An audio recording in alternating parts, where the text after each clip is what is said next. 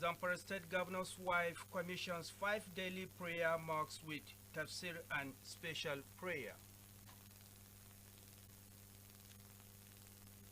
Plus, correspondent takes a look at benefit of death according to Islam.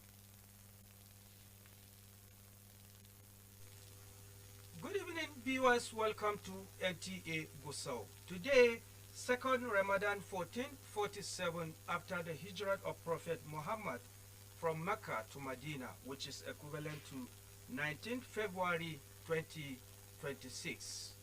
My name is Ilyas Sallau with the full details of the news. The wife of the State Governor, Uriya Dauda Lawal, has commended the chairman, Gusau Local Government Council, Abakar Imam, for initiating beneficial programs to the people of Gusau and environs. She made the commendation while commissioning a 5 daily prayer mosque constructed by the chairman of Gusau Local Government in Janyau, Tagabas area. Correspondent Murtala Bala Gusau reports that Masjid Furiya is a 5 daily prayer mosque constructed by Chairman Gusau Local Government Council Abakar Imam and named after wife of Zamfara State Governor Uriya Dauda Lawal. The governor's wife, while commissioning the mosque, commended the chairman for initiating programs that will benefit the people of Gusau and environs. The chairman Gusau Local Government Council Abakar Imam said, apart from 5 daily prayers, Ramadan Tafsir will be also conducted during the sacred months in the mosque. The mosque was commissioned with Tafsir and special prayers by some scholars. It is expected that the women of Janyau Tagabas area Gusau will be attending Ramadan Tafsir in the mosque.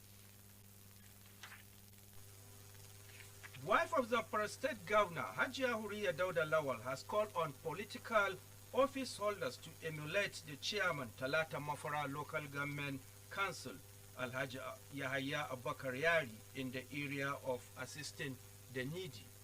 She made the call while flagging up the distribution of Ramadan welfare package provided by the Talata Mafara Local Government Council chairman.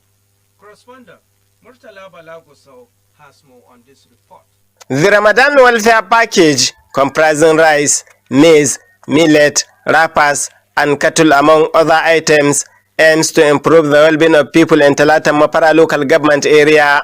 The beneficiaries were drawn from across the 11 wards of the local government area. Wife of Zamfara State Governor Hajia Huriya Dauda Lawal, who flagged off the distribution in Talata Mapara town, commended the chairman for the support, while calling on other political office holders to emulate him in that regard. The chairman Talata Mapara Local Government Council, Alhaji Yahya Abubakar Yari, said the initiative is aimed at enabling beneficiaries observe the Ramadan fast with relative ease. Those vulnerable people, they need such. That is why we provide it for them. We provide 1,200 bags of rice, 600 bags of millet, and 600 bags of maize. And we provide 40,000 wrappers for women to enjoy their Ramadan and the Salah package at once. In their separate remarks, the members of the State House of Assembly representing Mafara North, Shamsuddin Hassan Basku, the Commissioner for Local Government and Chieftaincy Affairs, Ahmad Garbayandi, and Emir of Mafara, Alhaji Bello Muhammad Barmu, described the initiative as timely and advised the beneficiaries to make the best utilization of the support. In Gusau, Murtala Bala, NTA News. The State Government has charged all the relevant ministry, departments, and agencies to provide framework for sustainable development goals to be more committed in providing credible data for successful implementation of the set targets. Governor Dauda Lawal gave this directive during a high-level stakeholders engagement meeting, reviewed and validated performance tracking as well as achievements recorded by the state in the year 2024. Correspondent Umar Adamu Dinawa has more on this report. The stakeholders' validation and voluntary local review meeting highlighted the achievements of the forested government in the areas of education, health, agriculture, poverty reduction, and other key development indicators under the present administration. The meeting also provided inputs on the state performance tracking in 2024 as well as challenges and way forward in line with the Sustainable Development Goals. Governor Dauda Lawal, represented by his special advisor on SDGs, Dr. Aliyu Adamu Barmo, said the purpose of the meeting is to generate inputs that will strengthen governance, accountability, and align the state development plans of Governor Dauda Lawal with the SDGs targets. The MDS and the LGS are expected to generate credible data, apply reporting tools, and integrate results into planning and budgeting. Performance tracking is a management tool for learning, as we know, for learning, improvement, and impact.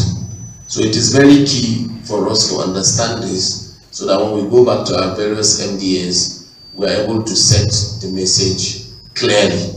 Adamu Barmo called for effective collaboration among key stakeholders, noting that providing credible evidence-based data by participating ministries, departments, and agencies will assist the state in making proper planning for citizens. He added that it will attract foreign intervention from development partners in executing meaningful projects for people of the state. High point of the meeting were presentation and contribution by stakeholders, development partners, and participants.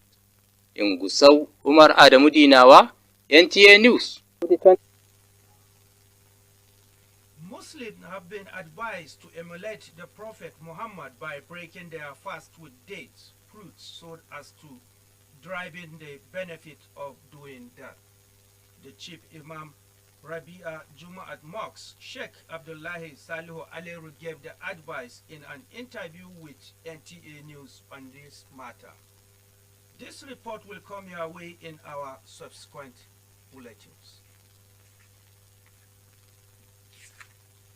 Residents of Yelwa Samaru community, Gusau, have promised to take ownership of the solar-powered street lights installed by Governor Dauda Lawal after constructing the access road for the first time in the history of the area. Motorists, traders, and pedestrians say the road has already reduced difficulties they face in accessing the area over decades. Correspondent Abdul Hakim Ahmad Yakub has more on this report. Some residents who spoke to NTA News described the intervention as a major relief, noting that the solar street light will improve nighttime visibility and strengthen security. While expressing appreciation for what they describe as a giant development effort, the people also called on state government to construct a nearby 1 kilometer neighboring road to complement the newly constructed access road and further ease movement within the community. They also promised to take ownership of the facilities by ensuring proper use and protecting them from vandalism. And we appreciate His Excellency Dr. Lawal Dauda for this great work that he has done for us in this particular environment. When I joined this particular community, this place was no going area, but now he has made us to be lively. So we all appreciate him, we are celebrating him, and we are ready to support him. Community leaders reaffirmed their support for government programs and policies and appeal for additional projects in other critical sectors to improve the living standard of the people. The road and solar lighting project is part of the state government's ongoing infrastructure renewal drive across the state. According to them, the road, which connects the people of Yellow Samaru to other areas of the state, will improve transportation and boost economic activities within the community. In Gusau, Abdul Hakim Ahmad Yaqub, NTA News. The official of River United Football has been attacked by the supporters of Kwara United Football in a 1-1 thriller draw match at Rashidi Ekini main ball of George Abaziki Ini Stadium. Our sport correspondent has more on this report.